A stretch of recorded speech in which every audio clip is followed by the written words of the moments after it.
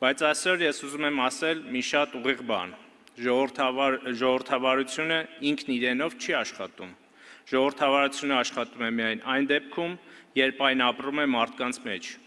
երբ յուրաքանչյուր մարդ իր տեղում ոչ թե սպասում է հրահանգի, այլ գիտակցում է իր դերը, իր պատասխանատվությունը և իր ազդեցությունը ընդհանուր արդյունքի վրա։ Այս դահլիճում նստած յուրաքանչյուր մարդ ունի իր դերակատարումը, և դա ձևական դեր չէ։ Դա գործառույթ է, քաղաքական, կազմակերպչական, հաղորդակցական, գաղափարական։ Եվ եթե մենք ուզում ենք, որ մեր կուսակցությունը շարունակի լինել այն ուժը, որը վերափոխում է Հայաստանը, իսկ մենք դա ուզում ենք, ապա մենք պետք է անցնենք հաջորդ անձնական պատասխանատվության խորացման փուլի։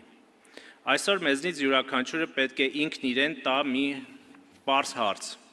ես իմ տեղում իսկապես անում եմ առավելագույնը, թե սպասում եմ, որ ինչ-որ մեկը ուղղություն տա։ Ժողովրդավար մշակույթը չի նշանակում դանդաղություն։ Ժողովրդավար մշակույթը նշանակում է պատասխանատվության բաշխում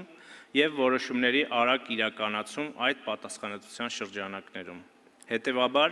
այսօր մենք պետք է սահմանենք թիմային աշխատանքի նոր նշաձող։ Հավանիչ տեսանյութը և բաժանորդագրվիչ նորությունները բաց չթողնելու համար։